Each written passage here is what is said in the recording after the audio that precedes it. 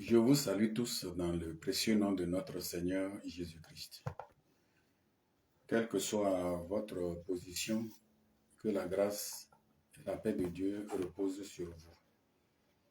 Je vous avais promis de traiter l'interprétation des songes, des rêves, mais sur la demande de certains internautes, nous allons traiter le thème « la destinée ». Parce que certains ont voulu savoir ce que c'est que la destinée en réalité. Parce que la fois passée, en parlant des songes, j'ai parlé beaucoup de la destinée.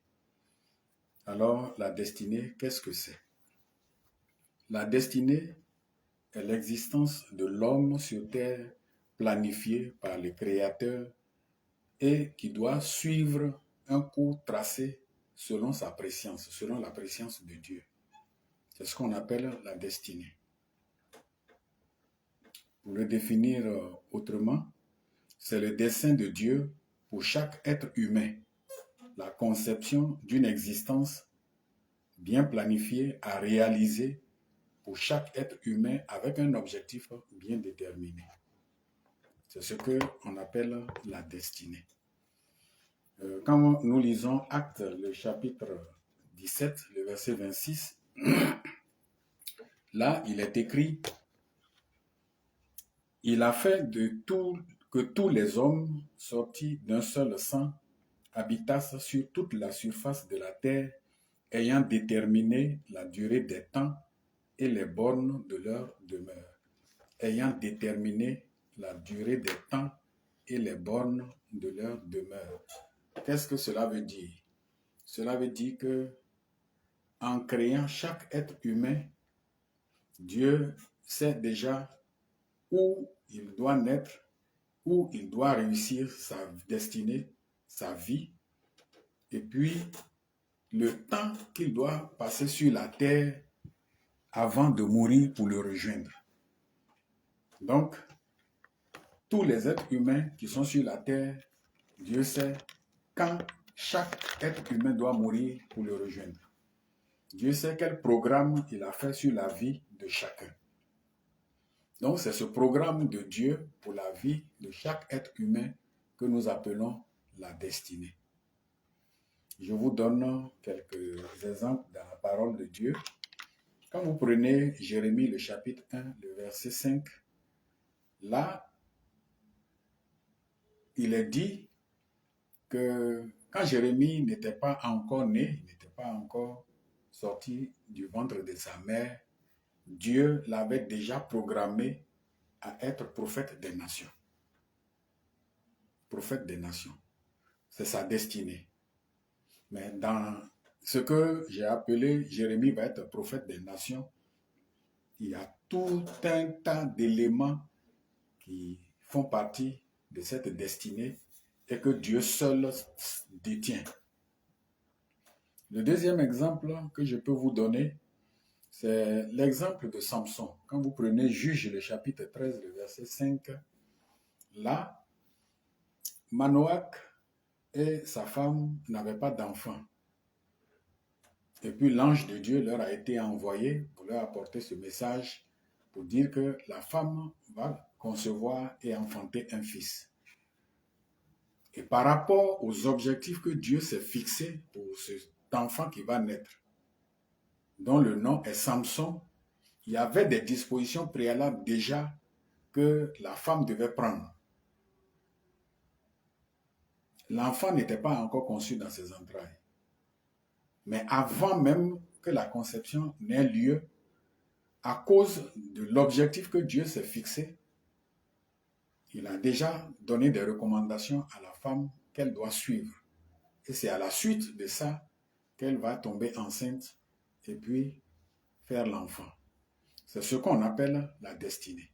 Samson, sa destinée a été rédigée par Dieu, il a été choisi et Dieu a dit à la femme, parce que c'est par cet enfant-là que je vais commencer la délivrance d'Israël de la main des Philistins. Donc Samson, lui, il devait naître et commencer la délivrance d'Israël de la servitude et après lui, d'autres vont suivre. Mais c'est lui qui va commencer et c'est ce plan que Dieu a tracé. Et il a dit que l'enfant va naître et s'appeler Samson. Un autre exemple, je prends l'exemple de Joseph. Vous lisez Genèse 37, versets 9 à 10. Genèse 37, versets 9 à 10. Jacob a 12 fils. Mais parmi les 12 fils, c'est Joseph que Dieu a prédestiné, a choisi pour permettre à Dieu d'avoir le peuple témoin qu'il doit prendre, qu'on appelle le peuple d'Israël, les Juifs, qui vont apporter le salut à l'humanité. Mais Joseph était encore enfant, il était petit, quand Dieu révélait à travers des songes que c'est lui qui va faire sortir tout de la situation difficile qu'ils vont connaître et qu'à partir de là, ils vont devenir un peu plus nombreux. Donc, il a eu plusieurs songes et l'un des songes est qu'il dormait et il a vu, excusez-nous, on a eu un problème de connexion. Donc, je continue. Donc, je disais que Joseph a eu un songe et dans l'un de ses songes, il a vu le soleil, la lune et 11 étoiles venir se prosterner devant lui. Quand ça s'est passé, c'est dans son rêve, il s'est réveillé. Il a raconté le rêve à son papa, il a raconté le rêve à ses frères. Mais quand il a raconté le rêve, même son papa a réagi. La Bible dit que son papa l'a reprimandé, a crié sur lui pour dire, ça c'est quel rêve? Toi tu fais comme ça. Comme si c'est le petit lui-même qui a décidé d'aller rêver pour voir ça, pour venir leur dire. Parce que quand Joseph lui a raconté le songe, lui il a compris automatiquement. Et il lui a demandé, mais ça veut dire quoi? Tu veux dire que ta maman, tes frères et moi, nous allons venir nous prosterner devant toi? Bon, c'est fini comme ça. Mais je voudrais que vous compreniez que c'était la destinée de Joseph, c'est-à-dire le plan que Dieu a fait par rapport à l'existence de Joseph sur terre. Donc, nous devons comprendre que quand on parle de la destinée, il est question du programme que Dieu a tracé sur la vie de chaque individu. Un autre exemple, celui de Paul. Paul qui est Saul. C'est Saul qui est devenu Paul.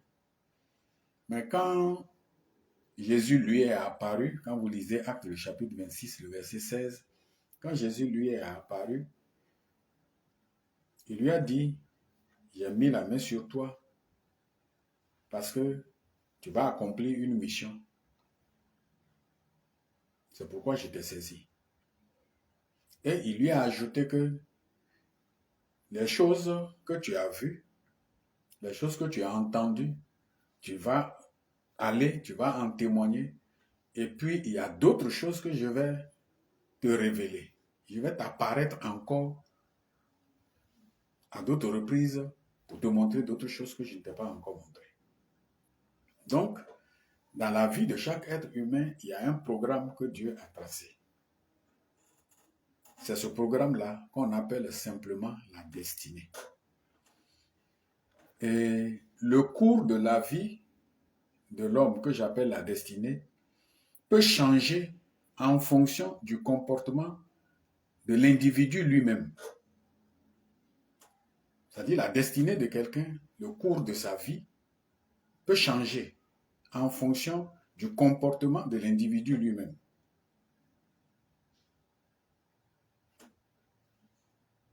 Quand je parle de son comportement, je veux parler de ses pensées, de ses actions, les actes qu'il pose, de ses paroles. Ces choses peuvent changer le cours de la vie d'un homme. Et c'est pourquoi nous devons mieux comprendre ce qu'on appelle la destinée et puis savoir comment la destinée de quelqu'un peut changer. Donc, personne en réalité sur la terre n'est sur la terre par hasard. Même si tes parents ont dit que tu es un enfant qu'ils n'ont pas désiré et qui est venu, mais dès l'instant où déjà tu es conçu dans les entrailles maternelles, Dieu se donne le devoir de tracer ta destinée, de rédiger ta destinée. Parce que tu vas venir vivre sur la terre, tu vas vivre au milieu des gens. Donc, il faut que tu deviennes quelque chose, il faut que Dieu atteigne un objectif à partir de toi.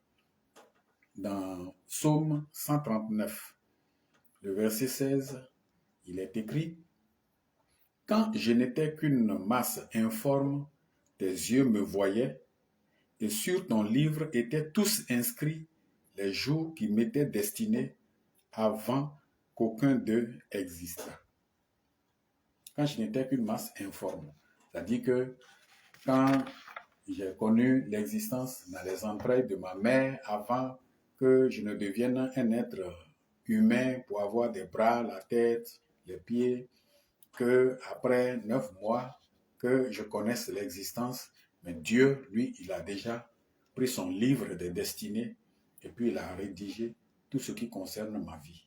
C'est comme ça pour chaque être humain. Si tu ne le savais pas, il faut le savoir. Il n'y a pas de hasard. Et c'est ce qui fait que quand quelqu'un sur la terre vit conformément aux principes que Dieu a établis, il vit une vie normale. Il vit une vie normale. Et pour donner quelques exemples de personnes encore, je prends l'exemple de David pour parler de la destinée. J'ai dit que le cours de l'existence peut changer. C'est-à-dire Dieu a fait un plan pour ta vie, un programme pour ta vie, et puis, bon, par ton comportement, voilà, tu fais ce qui peut déplaire à l'Éternel Dieu. Le cours de ta vie va changer. Quand vous lisez Jacques, le chapitre 3, le verset 6, la Bible dit quoi? La Bible dit que la langue parmi nos membres est comme un feu. Il brûle le cours de la vie, étant elle-même jetée dans la géhenne. Donc ça veut dire que Dieu peut bien tracer le cours de l'existence de quelqu'un. Bon, et puis ce quelqu'un-là, par ses mauvais comportements, par ses mauvaises paroles, ses mauvais actes, peut changer le cours de sa vie. Quand nous prenons l'exemple de David, David est appelé l'homme selon le cœur de Dieu. Mais il est l'homme selon le cœur de Dieu. Pourquoi? Parce que quand vous prenez la vie de David, on sait qu'il a fait beaucoup de mauvaises choses. Mais ce que vous allez constater, quand David prend un faux chemin, une mauvaise voie, dès que Dieu le rappelle à l'ordre, par humilité, David se remet en cause, se répand et puis se met sur le chemin que Dieu a tracé. Ce n'est pas parce qu'il était un homme parfait, mais David était quelqu'un qui était vraiment entièrement disposé à écouter la voix de Dieu, à suivre la voix de Dieu. Et quand Dieu lui parle, David ne discute pas avec Dieu. David se remet en cause très rapidement et David suit ce que Dieu lui demande de faire.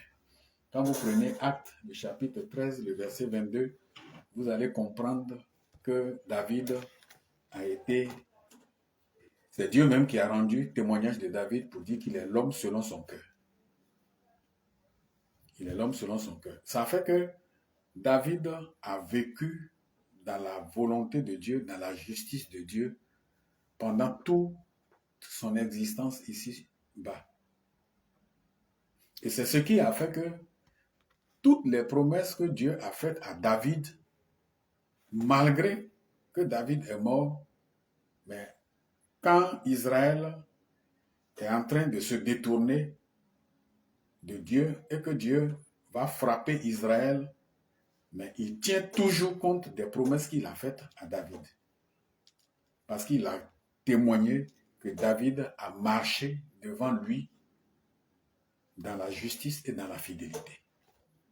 Mais par contre, quand nous prenons son fils Salomon, Salomon n'a pas marché dans la voie de Dieu. Pourtant, il a bien commencé avec Dieu. Il a bien commencé avec Dieu. C'est dans un rêve que Dieu s'est révélé à Samson pour lui dire, demande-moi ce que tu veux, je vais te donner. Et Salomon a demandé la sagesse pour pouvoir gouverner Israël avec justice. Et cette demande a plu à Dieu qui a décidé de lui donner tout ce qu'il faut. La gloire, l'élévation, la richesse. Mais qu'est-ce que Dieu a dit à Salomon? Dans 1 Roi chapitre 3, le verset 14, Dieu lui a dit quoi? Il dit, si tu marches dans mes voies, en observant mes lois et mes commandements, comme l'a fait David ton père, comme l'a fait David ton père, je prolongerai tes jours. Mais vous voyez, malgré toute la gloire que Dieu a donnée à Salomon, mais Salomon n'a pas suivi les ordonnances de Dieu. Ce n'est pas que c'est écrit dans la destinée de Salomon qu'il va désobéir à Dieu. Dieu nous a donné une volonté. Donc, il faut être maître de ta volonté. Tu ne peux pas dire c'est Satan, Satan, Satan. Satan ne peut pas être maître de la volonté de quelqu'un. Si tu n'as pas cédé ta volonté au diable, il ne peut pas te gouverner. Mais si tu as des penchants qui t'écartent de la volonté de Dieu, tu vas prendre un autre chemin et le cours de ta vie va devenir tortueux. Et vous savez que c'est à partir de la désobéissance de Salomon qu'il y a eu le schisme en Israël. Que Israël a été cassé en deux et il y a eu Israël et Juda. Mais dans le plan de Dieu pour Israël, ce n'était pas prévu que, bon, quand Salomon va devenir roi, il va désobéir à Dieu et puis Dieu va diviser le royaume en deux. Non. Mais c'est dû à la conduite de ces personnes. Et c'est pourquoi tu dois savoir que si tu n'as pas une bonne conduite, le cours de ta vie sera détourné, sera perturbé. Ton existence sera perturbée. Le Seigneur a dit quoi? Je connais les projets que j'ai formés sur vous. Ce sont des projets de paix et non de malheur, pour vous donner un avenir et de l'espérance. Donc Dieu n'a fait aucun mauvais programme pour la vie de qui que ce soit. Mais c'est l'individu lui-même, par son comportement, qui oblige Dieu à déranger les choses dans sa vie. Si nous prenons l'exemple du roi Ézéchias, Ézéchias a marché dans l'intégrité de cœur avec Dieu. Il a fait ce qui est bien aux yeux de l'Éternel. Bon, et puis il est tombé malade. On n'a pas dit que quand on est chrétien, on est enfant de Dieu, on ne peut pas tomber malade, on ne peut pas mourir malade. Même Élisée est mort étant malade. Ce n'est pas la maladie qui détermine sa bonne relation avec Dieu. Donc Ézéchias était gravement malade, malade à la mort. Et puis, Dieu a envoyé le prophète Ésaïe vers lui pour lui dire, ah, sur ton lit où tu es couché là, tu ne vas plus te lever. Donc tu vas mourir. Si tu as des ordres à donner à ta maison, fais-le parce que tu ne vas pas te relever de cette maladie. Si c'est de nos jours que Dieu donnait une recommandation comme ça à un pasteur pour une brebis qui est malade et que le pasteur partait trouver la brebis sur son lit de maladie pour lui dire, ah, Dieu m'a dit d'aller te dire que où tu es couché là, tu ne vas plus te relever. Donc, il faut donner des ordres à ta maison. Je crois que ce frère-là va dire que ce pasteur-là, c'est un sorcier qui n'est pas un bon pasteur. Mais c'est simplement parce que nous ne connaissons pas la volonté de Dieu, le plan de Dieu, et puis nous ne sommes même pas prêts à accepter la volonté de Dieu. Et puis nous ne savons pas aussi négocier avec Dieu. La parole de l'Éternel a été adressée à Ézéchias, lui disant qu'il ne va plus se relever de cette maladie. Quand le prophète Ésaïe a fini de donner le message, il a tourné le dos et puis il est parti. Dès qu'il est sorti de la maison, qu'est-ce que Ézéchias a fait? La parole de Dieu dit que Ézéchias s'est tourné, a tourné son regard vers le mur parce qu'il était affaibli par la maladie. Il ne peut même pas se lever pour s'asseoir avant de prier. C'est couché là qu'il a levé les yeux vers le Seigneur et il a fait cette petite prière à Dieu. Il a dit, mais ô Éternel, souviens-toi de comment j'ai marché avec toi dans l'intégrité de cœur et j'ai fait ce qui est bien à tes yeux. C'est-à-dire cette petite prière-là a suffi pour que Dieu arrête le prophète Ésaïe qui était dans la grande cour pour lui dire, retourne dire à mon serviteur Ézéchias que j'ai entendu la prière qu'il vient de m'adresser, qu'il ne va plus mourir. Et je lui donne 15 autres années de vie supplémentaires. Vous voyez?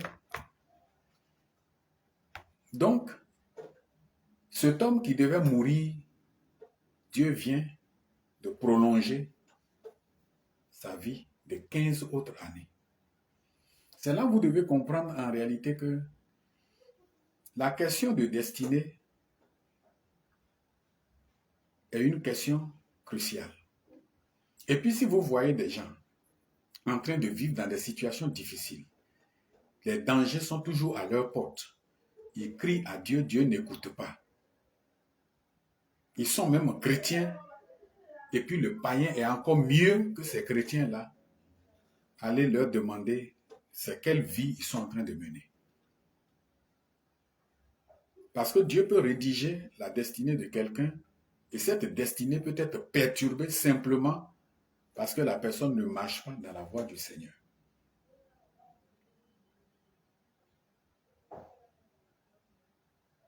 Mais le même Dieu qui a envoyé un messager dire à Ézéchias, donne des ordres à ta maison parce que ton temps est fini, tu vas mourir. Et puis Dieu lui a donné 15 autres années supplémentaires. Ce même Dieu-là, c'est lui qui a tué Ananias et Saphira, dont les jours n'étaient pas achevés. Les jours qui leur étaient destinés à vivre sur terre n'étaient pas achevés. Dans Actes, le chapitre 5, versets 1 à 11, quand vous lisez ça, vous allez bien comprendre. Ananias et Saphira, ce sont des chrétiens. Et dans l'église primitive, la générosité,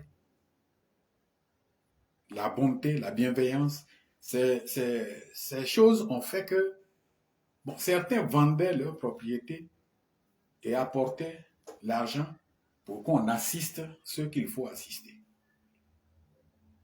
Et puis, Ananias et Saphira, ils avaient une propriété qu'ils ont vendue aussi. Mais qu'est-ce qu'ils ont fait? Ils ont réfléchi. Pour eux, c'est eux qui ont réfléchi. Ils ont réfléchi, ils ont dit, mais souvent quand les gens envoient l'argent à l'église là, de toute façon, ils font les partages. Toi-même qui as vendu ta chose, ce qu'on te donne là, ce n'est pas suffisant.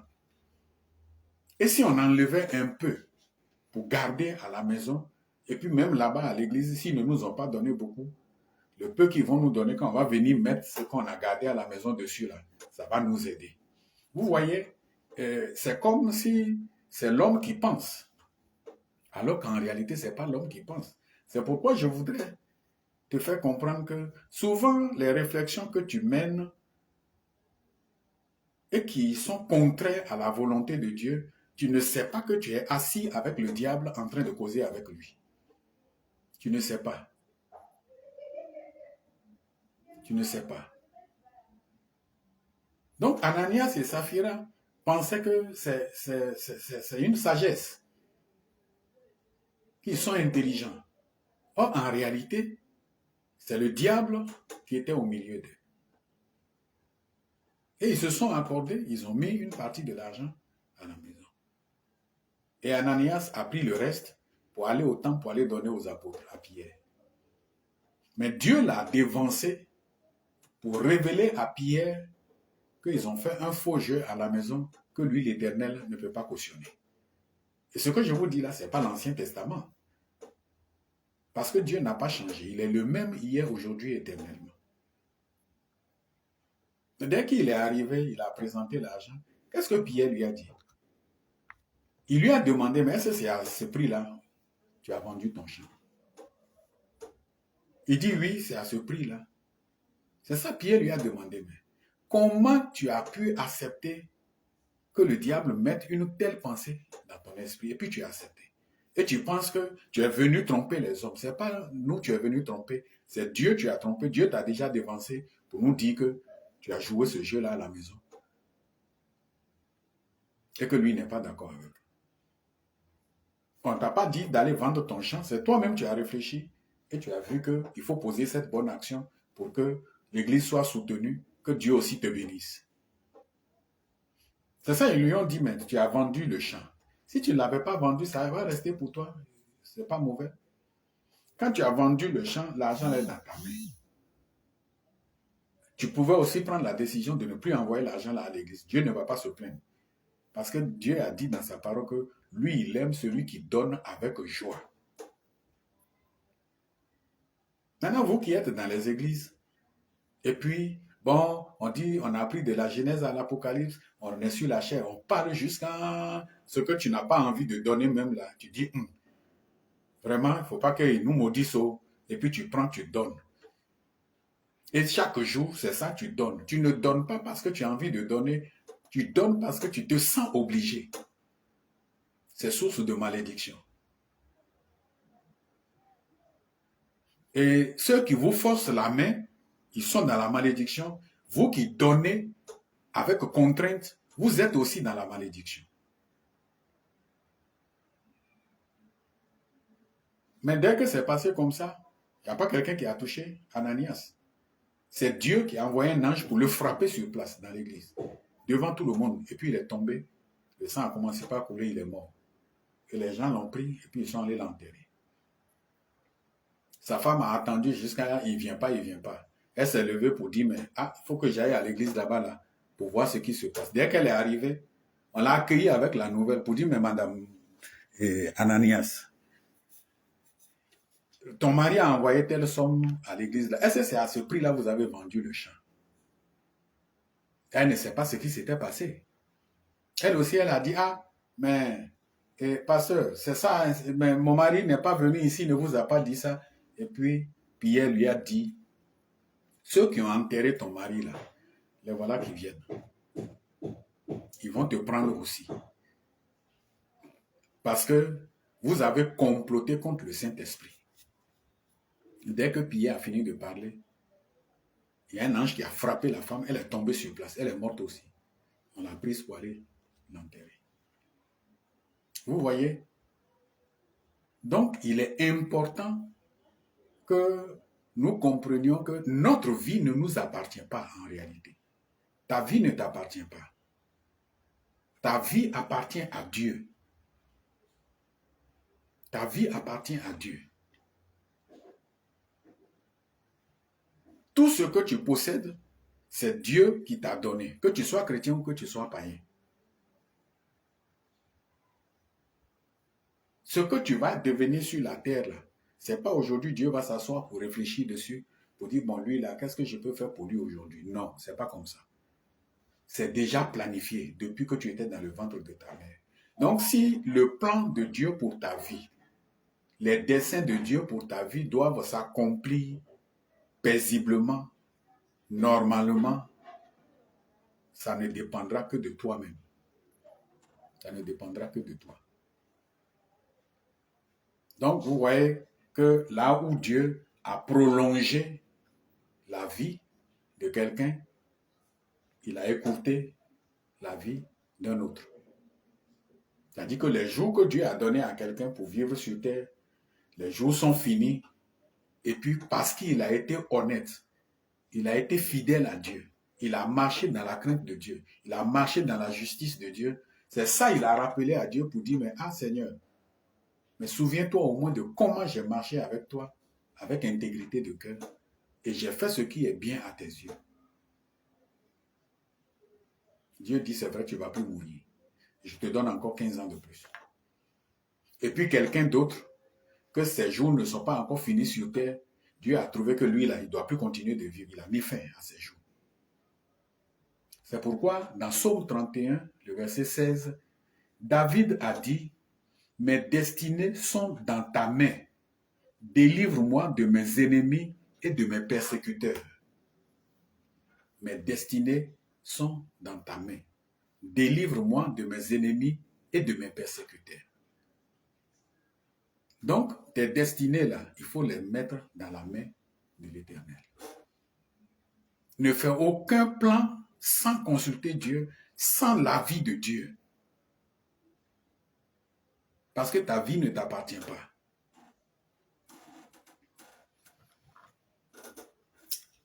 Nous allons faire une différence entre la destinée et le destin.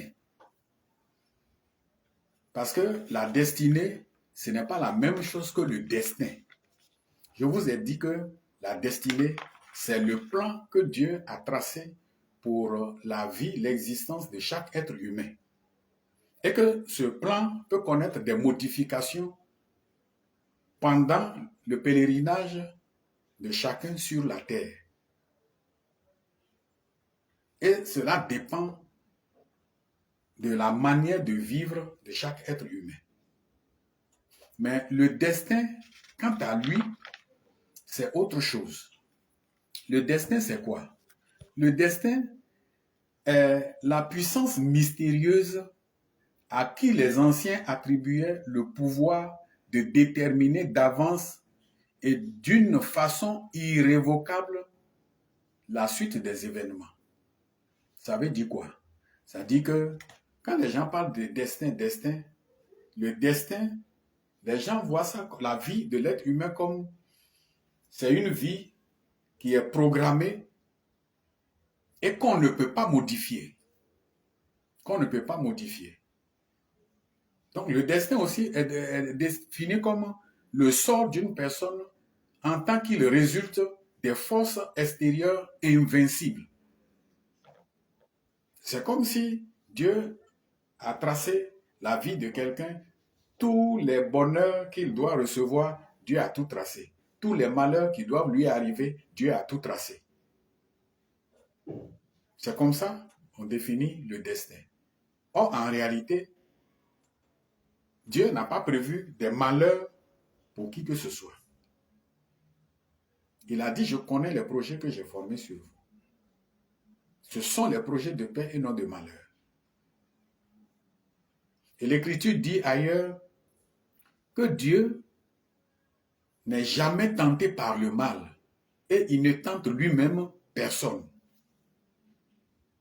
Il ne tente lui-même personne. Donc la destinée est différente du destin.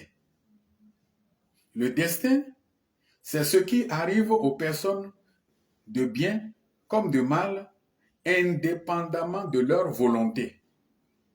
C'est comme si tu vas faire un accident, avant même que tu sois né, Dieu avait programmé que cet accident-là, ça va arriver dans ta vie. Ce n'est pas vrai. Et qu'on ne peut rien faire pour ça, ce n'est pas vrai aussi. C'est ça que les gens appellent la destinée. C'est-à-dire que c'est irrévocable. On ne peut rien faire pour changer ça. C'est faux. Dieu n'a pas prévu un malheur pour qui que ce soit. Mais le malheur peut atteindre quelqu'un si ce quelqu'un-là ne vit pas selon les lois de Dieu. C'est à cette condition que le malheur peut atteindre quelqu'un. D'ailleurs, vous savez que un malheur peut être devant nous, soit un accident ou quelque chose, et puis, pendant qu'on dort, Dieu nous fait une révélation. Ah, tu vas faire un accident. Mais quand nous le voyons, que nous nous mettons à prier, est-ce que cet accident-là arrive? Ça n'arrive pas. Nous détruisons ce programme que le diable a fait sur notre vie. Donc, ça change. Il n'y a pas de bonheur et de malheur que Dieu a prévu pour quelqu'un pour dire que, bon, ça ne peut pas changer, ça n'existe pas. Donc, retenez par la suite que le destin n'existe pas. Il y a la destinée, qui est le programme de Dieu pour la vie de chaque être humain et qui peut changer selon l'attitude de l'intéressé, mais le destin n'existe pas. Et retenez que seul Dieu tient la destinée de tout être humain dans sa main et il traite chacun selon les voies de celui-ci. Ce que je vous dis n'a rien à voir avec la vie chrétienne. Je parle de tous les êtres humains. Dieu a rédigé une destinée pour chaque être humain sur la terre ici. Que tu sois chrétien ou païen, quelle que soit ta religion.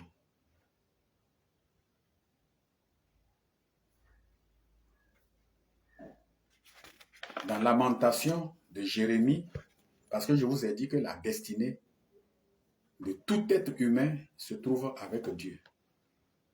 Dans Lamentation de Jérémie, chapitre 3, versets 37 à 38, il est écrit: Qui dira qu'une chose arrive sans que le Seigneur l'ait ordonné? Qui dira qu'une chose arrive sans que le Seigneur l'ait ordonné? N'est-ce pas de la volonté du Très-Haut que viennent les maux et les biens, les malheurs et les bonheurs? N'est-ce pas de la volonté du Très-Haut que ces choses arrivent? Est-ce à dire que Dieu a planifié les malheurs qui doivent arriver à quelqu'un, les bonheurs qui doivent arriver à quelqu'un? Non. Ça veut dire simplement que sans la permission de Dieu, aucun bonheur ne va venir dans ta vie. Sans la permission de Dieu, aucun malheur ne doit venir dans ta vie. Donc, si l'ennemi a programmé le malheur contre toi, si Dieu a sa main sur toi, parce que tu marches dans la justice de Dieu, ce malheur-là ne pourra pas t'atteindre. Et avant même que ce malheur-là n'arrive, Dieu t'a déjà averti. Et quand tu vas commencer par prier, ce malheur-là, tu vas le détourner. C'est comme ça. C'est comme ça. Donc, ça ne veut pas dire que Dieu a programmé des malheurs pour les gens et puis les bonheurs pour eux. Mais il veut dire que c'est lui qui tient la destinée de tout être humain dans sa main. Si tu marches dans sa voie, tu crains l'Éternel, tout ce qu'il a programmé pour ta vie, là, tu vas l'obtenir. Même si l'ennemi s'élève contre ça, l'ennemi va échouer et puis toi, tu vas réussir. Si on a mis des obstacles sur ton chemin, Dieu va enlever les obstacles, simplement parce que tu marches dans sa volonté. Vous savez bien qu'on n'a pas besoin d'être chrétien avant de faire la volonté de Dieu. On n'a pas besoin d'être chrétien. Il y en a qui sont chrétiens et qui font ce qu'ils veulent. Ils marchent comme ils veulent, ils parlent comme ils veulent, ils vont où ils veulent. Ils ne veulent se soumettre à personne. Mais je vous dis qu'il y a des païens qui ne sont pas chrétiens, mais qui font pleinement la volonté de Dieu. Et puis Dieu les bénit. Il y a des païens qui vivent la vie de Dieu. Ils se détournent de tout mal. Ils marchent avec intégrité de cœur. Ils sont païens, ils ne sont pas chrétiens. Ils marchent dans la volonté de Dieu. Et puis ils réussissent. Tout ce qu'ils font là, ça marche pour eux. Et souvent, vous les voyez, vous êtes étonnés. Dites, mais lui, il est païen et puis il réussit. Oui, mais il va réussir parce qu'il marche dans la justice de Dieu. Tous les païens que vous voyez, qui font de grandes réalisations, qui ont de l'argent, qui vivent en paix, ce n'est pas eux tous qui tendent la main au diable. Quand vous prenez Actes, le chapitre 10, à partir du verset 1, on nous parle de Corneille. Est-ce que Corneille-là, c'est un juif? Est-ce que Corneille-là, c'est un chrétien? Mais la Bible dit que Corneille craignait Dieu. Il était intègre, juste et droit devant le Seigneur, avec toute sa maison, toute sa famille. Et il priait Dieu continuellement. On n'a pas dit qu'il est chrétien. Ce ne sont pas les chrétiens seulement qui prient Dieu. Même les païens prient Dieu, parce qu'ils savent que Dieu existe. La seule chose qui leur manque, c'est Jésus pour être sauvé. Je dis bien Jésus pour être sauvé. Donc Corneille était béni avec toute sa maison. Il faisait des aumônes aux gens.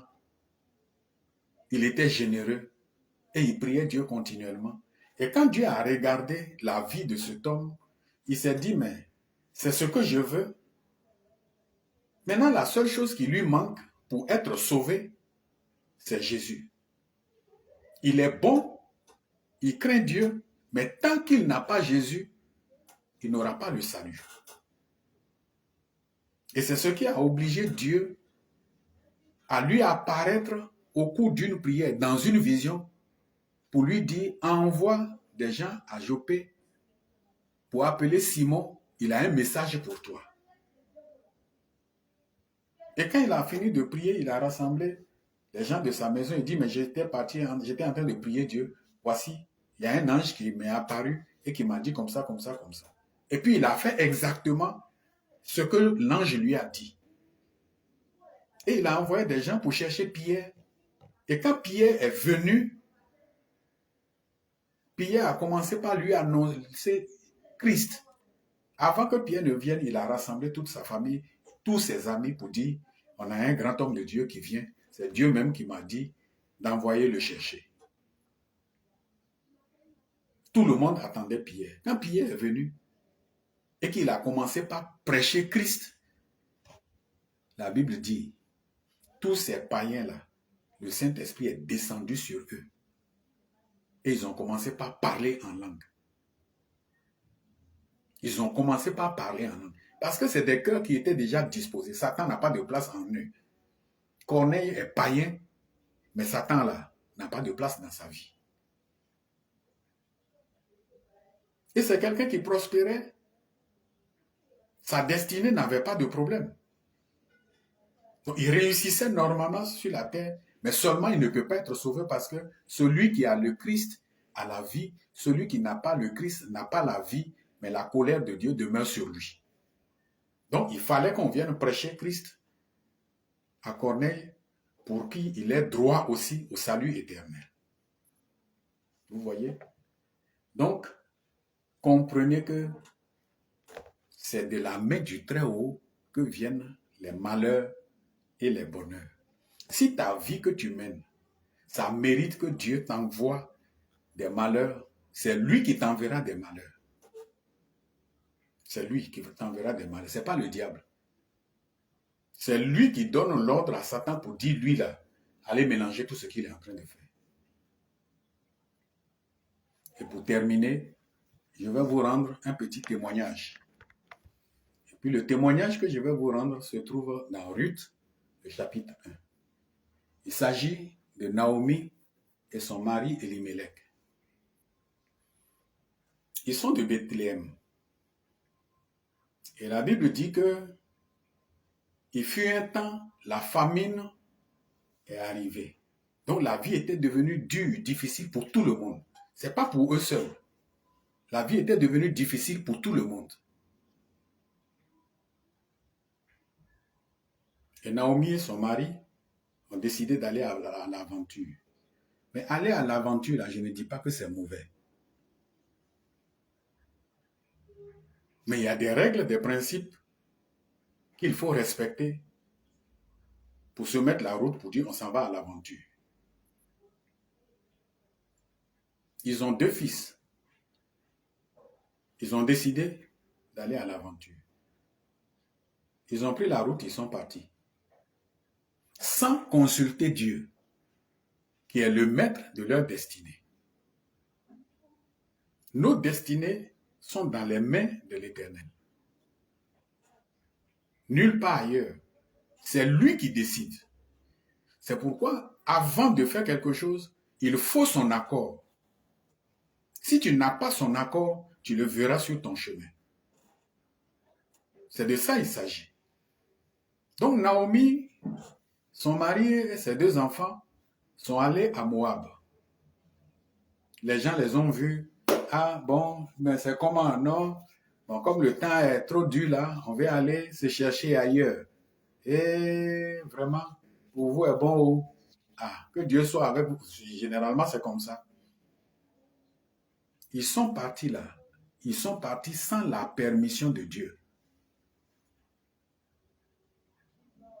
Arrivé à Moab, ça n'a pas duré. Le monsieur lui-même, là, il est tombé, il est mort. Voilà comment leur aventure sans Dieu là, a commencé. Elle est restée seule avec ses 2 garçons. Ces garçons se sont mariés. Donc, elle espérait avoir des petits-enfants au moins, et puis avoir une grande famille. Il n'y a pas eu de petits-fils, ni de petites-filles. Ça n'a pas duré, l'un de ses enfants est tombé, il est mort. De grands enfants qui sont mariés. Voilà son aventure. Voilà le résultat que ça donne. C'est pourquoi David a dit à l'Éternel, mes destinées sont entre tes mains. Délivre-moi de mes ennemis et de mes persécuteurs. Ça n'a pas duré. Le 2e enfant là est tombé, il est mort. Naomi est restée seule. Elle est restée maintenant avec ses belles-filles. La vie n'a plus de sens pour elle. Et les années passent. Vous savez combien d'années ils ont passé dans cette aventure-là? 10 ans. 10 ans. Comment tu peux sortir de ton pays, de ta nation, de ta famille, pour dire, ici, là, c'est pas bon, je vais aller me chercher ailleurs pour réussir. Et puis tu vas et tu es dépouillé de toute ta gloire, de toute ta richesse. Ce n'est pas la destinée là qui est là. C'est la désobéissance qui a changé le cours de leur vie. C'est ça qui a changé le cours de leur vie. 10 ans.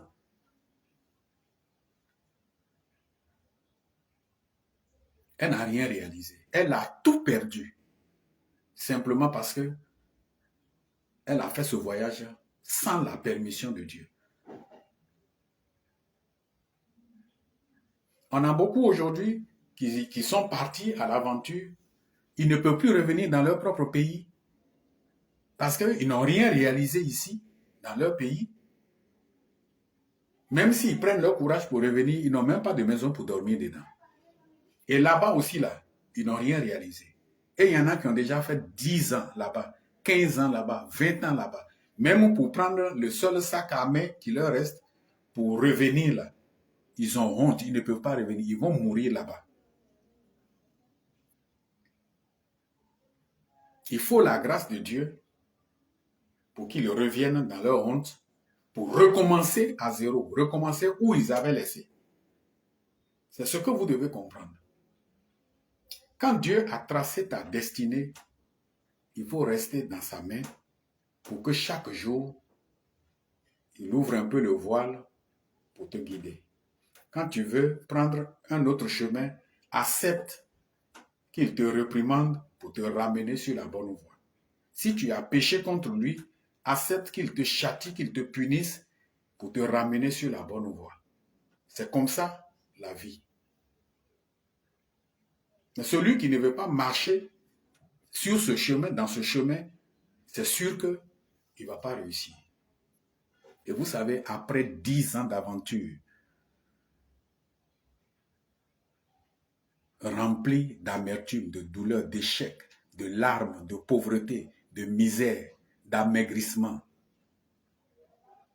Naomi a appris que Dieu a visité Bethléem et que les gens sont dans l'abondance. C'est là qu'elle a pris son courage à 2 mains pour dire à ses belles filles, « Ah, Dieu a visité mon peuple, j'ai échoué, je vais retourner. » Je rends gloire à Dieu au moins pour cette vieille femme parce qu'elle a eu le courage d'accepter, porter cette opprobre, cette honte pour retourner, pour se réconcilier avec Dieu, pour reprendre tout à zéro. Il y a des gens même qui n'ont pas cette force de le faire. Mais aujourd'hui, Dieu te donne l'occasion de le comprendre et de te remettre en cause. Vous savez,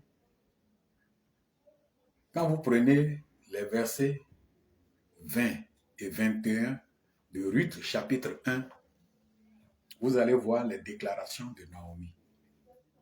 Le jour où Naomi rentrait à Bethléem, les gens ne l'ont pas reconnue parce qu'elle était complètement défigurée. Elle est partie avec son mari, avec ses enfants. C'est elle seule qui est revenue, avec une étrangère. De loin, les gens l'ont vue. Il y en a qui ont dit, mais la femme qui vient là, elle ressemble à Naomi. Hein. Il y a d'autres qui disent, mais non, Naomi, c'est Naomi est comme ça. Vous ne connaissez pas Naomi? Quand elle partait d'ici, là, vous ne la connaissez pas Naomi?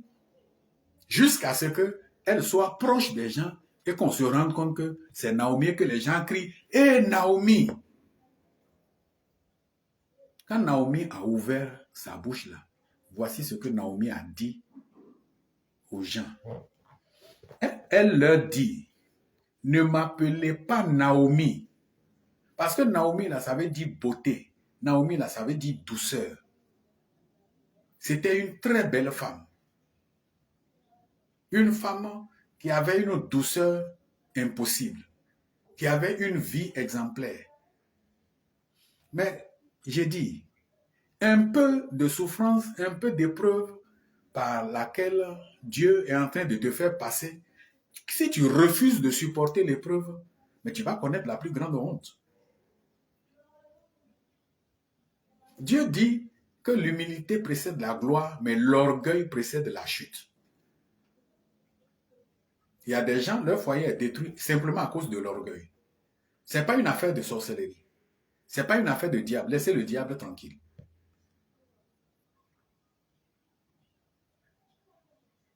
Qui dit qu'une chose arrive sans que le Seigneur ne l'ait ordonné? N'est-ce pas de la volonté du Très-Haut que viennent les maux et les biens? Naomi dit aux gens, ne m'appelez plus Naomi, appelez-moi Mara, car le Tout-Puissant m'a rempli d'amertume. Elle n'a pas dit le diable, elle reconnaît que c'est Dieu qui l'a humiliée. Car le Tout-Puissant m'a rempli d'amertume. J'étais dans l'abondance à mon départ et l'Éternel me ramène les mains vides. C'est Naomi qui parle comme ça aujourd'hui. J'étais dans l'abondance quand je partais. À mon départ, là, la vie que j'avais, et puis j'ai vu que c'est pas suffisant là. C'était la meilleure vie. C'est Naomi qui parle comme ça. Il dit, le Tout-Puissant, l'Éternel là, m'a ramené les mains vides. Mais elle est revenue sans mari, sans enfant, sans petit-enfant. Elle a tout perdu. Et puis, ce n'est pas affaire de diable. Mais ce n'est pas le plan que Dieu avait tracé pour leur vie. C'est ce que vous devez comprendre. La destinée que Dieu a prévue pour eux, là, ce n'était pas ces humiliations-là. Mais ils sont arrivés à ces humiliations. Le cours de leur existence a changé parce qu'ils ont pris des décisions sans consulter l'Éternel. Elle continue à dire, pourquoi m'appelez-vous Naomi après que l'Éternel s'est prononcé contre moi et que le Tout-Puissant m'a affligé? Vous voyez qu'elle n'a pas mentionné le diable dedans, non? Parce que ce n'est pas une affaire de diable. Ce n'est pas une affaire de diable. Vous avez des aveugles qui vous conduisent. Et Jésus a dit, si un aveugle conduit un autre aveugle, ils tomberont tous deux dans une même fosse. C'est pourquoi il y a certains pasteurs, certains prophètes, certains docteurs qui me font pitié. Il faut le dire. C'est-à-dire lui-même, il est dans l'ignorance. Lui-même, il ne sait pas qu'il a une destinée qu'il doit protéger, qu'il doit mettre entre les mains du Seigneur. C'est-à-dire il cherche lui-même ses moyens, les moyens pour réussir. Un être humain ne peut pas chercher ses propres moyens pour réussir parce que tu ne t'es pas créé toi-même. C'est Dieu qui t'a créé. Et c'est lui qui a tracé ta destinée. C'est un programme qu'il a tracé sur ta vie. La Bible dit qu'il a déterminé la durée des temps et les limites de nos demeures. Toi, tu peux naître dans un pays et puis Dieu, dans son plan, peut décider que c'est dans un autre pays que tu vas aller réussir. Si tu as suivi sa voie, quand le temps va arriver là, tu vas voir, il va te prendre sur ses ailes et il va te déposer où il va te déposer simplement parce que tu marches dans sa voie. C'est pourquoi je voudrais vous exhorter, vous encourager à tenir compte de ce qu'on appelle la destinée. Aujourd'hui, beaucoup de pasteurs, beaucoup de prophètes, beaucoup de docteurs, des grands théologiens, ils ne connaissent que la Bible, la parole de Dieu. Ils sont comme les pharisiens, des hypocrites. Ils sont ignorants, docteurs de la loi. Ils ne connaissent pas Dieu, mais c'est eux qui veulent enseigner la voie de Dieu aux gens. Ils contredisent Dieu et ils se contredisent eux-mêmes. Et ceux qui les écoutent sont dans l'obscurité des ténèbres. Mais il y a des grands hommes de Dieu qui aujourd'hui ont quitté la voie droite du Seigneur et sont en train de servir le diable. Et puis ils pensent que c'est Dieu qu'ils sont en train de servir. Et la masse les suit parce que la masse aussi est aveugle. Je voudrais conclure pour vous dire que vous devez savoir qu'il y a une différence entre la destinée terrestre et le salut éternel.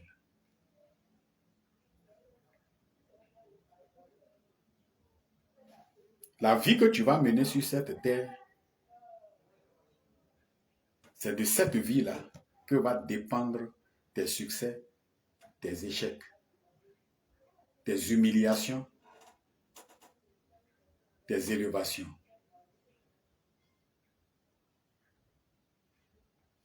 Et puis, le salut éternel, c'est toute autre chose à part. Et quand Dieu va donner l'occasion, on va vous en parler aussi. Si vous avez des préoccupations, faites-nous signe. Vous pouvez nous contacter au numéro suivant, plus 225 07 09 04 01 00 ou bien plus 225 07 87 51 66 20. Vous pouvez nous contacter par WhatsApp avec ces numéros. Et nous sommes aussi sur TikTok et sur Instagram. Et vous pouvez trouver aussi nos enseignements sur YouTube. Que Dieu vous bénisse et à la prochaine.